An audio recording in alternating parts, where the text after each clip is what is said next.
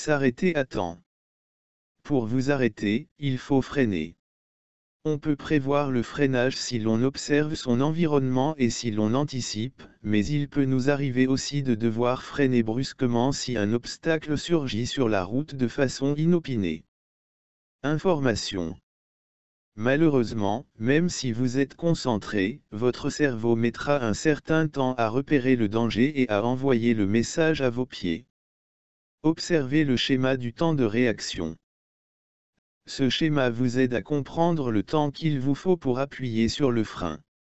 Pendant que vous percevez, analysez, décidez et agissez, vous roulez toujours.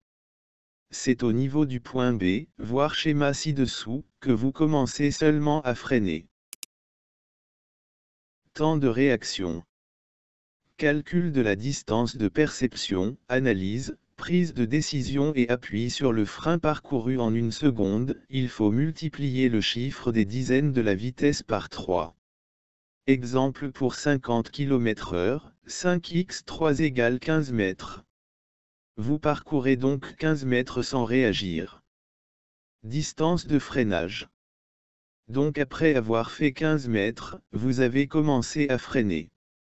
Mais lorsque vous appuyez sur le frein, la voiture ne s'arrête pas net. Elle parcourt une distance qu'on appelle la distance de freinage. Elle est proportionnelle à la vitesse à laquelle vous roulez. Vous aurez plus de difficultés à vous arrêter si vous roulez vite. Distance d'arrêt. Cette distance comprend la distance parcourue pendant le temps de réaction et la de freinage.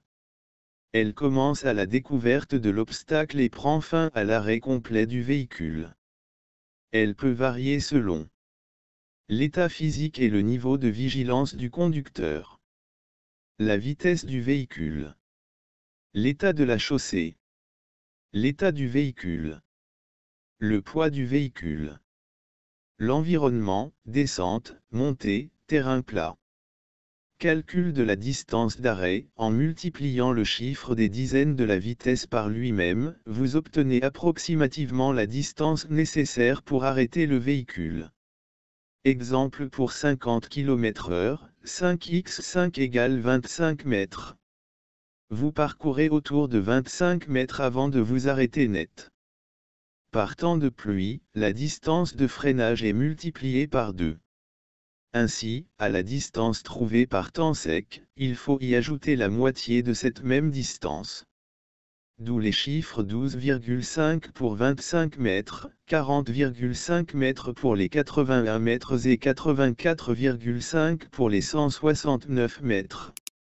En résumé, lorsqu'un obstacle surgit, personne n'est capable d'arrêter la voiture aussitôt. Le cerveau met du temps pour envoyer au pied le message de freiner, appelé aussi le temps de réaction. L'arrêt complet du véhicule se compose du temps de réaction additionné au temps de freinage. Le calcul se fera en multipliant les chiffres des dizaines de la vitesse par lui-même, 5x5, 9x9 etc. La distance d'arrêt augmente si la chaussée est mouillée.